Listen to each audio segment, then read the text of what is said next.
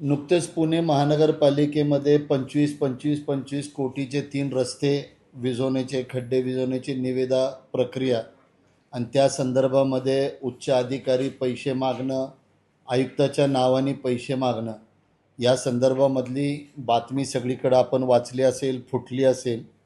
पण त्यातली अर्धसत्य बातमी आपल्यासमोर येते आणि महानगरपालिकेचे अधिकारीसुद्धा अर्धीच बातमी आपल्यासमोर सांगते. आम्ही आयुक्तांना एक पत्र दिलं आहे, जर एक नियम आशिष जाधवसाठी असेल, त्यांनी बदलीसाठी तुम्हाला मेसेज पाठवला म्हणून त्याची तडकाफडकी बदली केली, तर ज्यांनी तुमच्या नावाने पैसे 1% मिळावे म्हणून मागितले असेल तर मग त्यांची बदली का नाही? ह्याच्यामध्ये अतिरिक्त आयुक्तांपासून तर खालच्या आयुक्तांपर्यंत हा विषय. पण आजचा विषय माझा हा नाही. पण हे सगळं करण्यामध्ये पुणे महानगरपालिकेमधले पदाधिकारी ह्याच्यात पूर्णपणे जबाबदार आहे, कारण हा खेळ त्यांच्याकडनं सुरू झाला. आपल्याला फक्त थोडा इतिहास या विषयाचा सांगतो. 3 निविदा प्रक्रिया राबवायचं ठरलं आणि भारतीय जनता पक्षाच्या पदाधिकाऱ्यांनी आपसामध्ये 3 निविदा प्रक्रिया वाटून घ्यायचं ठरवलं. आणि हे 3 निविदामध्ये पहिली निविदा केली ती मिलिंद पवारसाठी होती, दुसरा निखिल कन्स्ट्रक्शनचा योगेश पासलकर ह्याच्यासाठी होती. ह्याच्यामध्ये 25 कोटीची कामं ह्यांनी अजून 2 जणांना वाटून द्यायची आणि ह्याच्यामध्ये आपले महिला पदाधिकारी उच्च ह्यांचा त्याच्यामध्ये पूर्ण अधिकार. दुसरी निविदा प्रक्रिया आणली ती कसब्यातले आमदार आणि परत भाजपचे एक महिला नगरसेवकाचे पती, ही दुसरी निविदा त्यांनी वाटून घेतली. तिसरी निविदा ज्या वेळेला होती, या तिसरी निविदेमध्ये रिंग न करता ही रिंग तिसरंच भाजपच्या आमदारांनी त्याच्यामध्ये रिंग तोडली. आता ही रिंग तोडल्यानंतर ह्यांच्यात भांडणं झाली. म्हणजे मी अनेक वेळेला सांगतो की दरोडा टाकताना दरोडा यशस्वी पडतो, पण ज्या वेळेला वाटणी होतात त्या वाटण्यांवरनं ज्या वेळेला भांडणं सुरू होतात त्यावेळेला गोष्टी बाहेर निघतात. तर हा वाटण्याच्या विषयामध्ये जसं 2 निविदा प्रक्रिया आपसात वाटून झाल्या, तिसरी निविदा प्रक्रिया वाटायच्या वेळेला ज्या वेळेला रिंग मोडली गेली तेव्हा ती भांडणं सुरू झाली. आणि ह्याचं तथ्य असं आहे की ही ज्या वेळेला भांडणं सुरू झाली त्यावेळेला सगळ्या अधिकाऱ्यांना, महिला पदाधिकाऱ्यांच्या बंगल्यावर बोलून त्यांच्याशी आवाजावर, आणि ज्यात वैशिष्ट्य असं की ती मीटिंगमध्ये हे कुणाला द्यायचं ते कुणाला द्यायचं, एक ठेकेदार ज्यांचं आडनाव लांडगे हे तिथं बसून अधिकाऱ्यांना शिवीगाळ करत होते. अधिकाऱ्यांना सांगत होते तू असं केलं, तू तसं केलं, तू लय माजलाय, तू असं केलंय.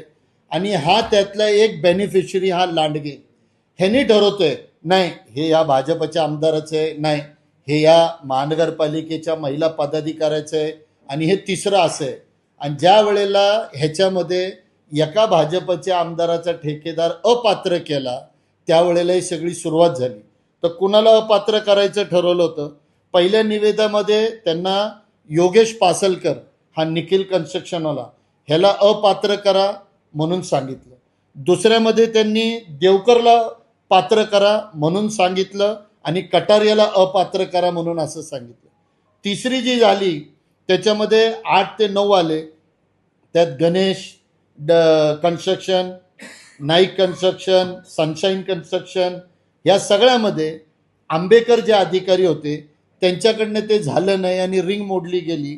त्यावेळेला ह्या गणेशला अपात्र करा म्हणून आग्रह धरण्यात आला आणि त्यावेळेला हे 2 आमदार महिला पदाधिकाऱ्यांचे वाद सुरू झाले आणि हा सगळा विषय तिथून नंतर फुटायला सुरुवात झाली.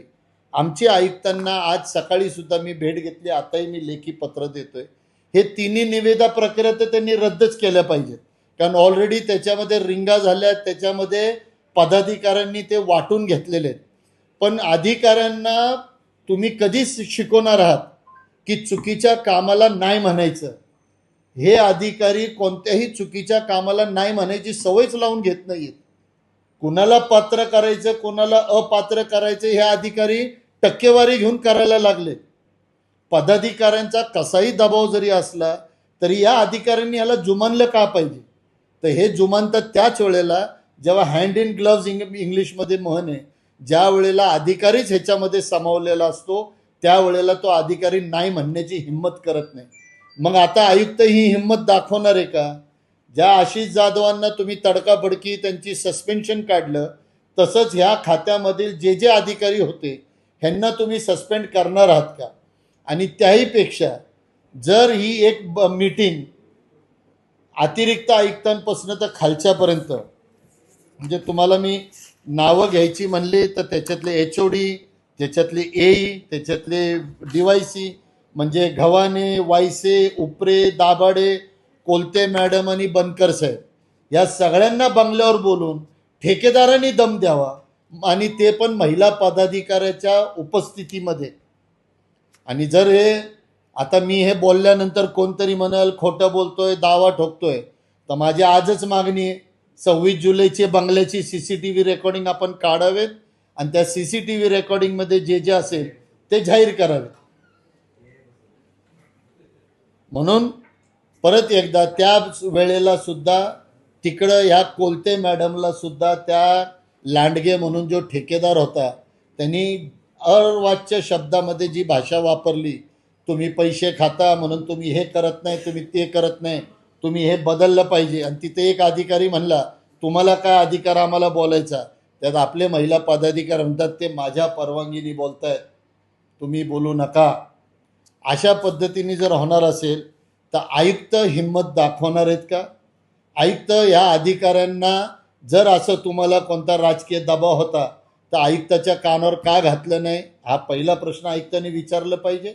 आणि जर याच्यामध्ये रिंग झाली होती तर मग आयुक्त आता परत, जे काल एक म्हणले की मी तिन्हीच्या तिन्ही निविदा रद्द करणार, पण तिन्हीच्या तिन्ही निविदा आत्ता लोक आयुक्तांकडे, आपलं कळसकर मॅडमकडे मान्यतेला पाठवले, आणि ते तिन्हीच्या तिन्ही निवेदन तिथं मान्यतेसाठी उभे.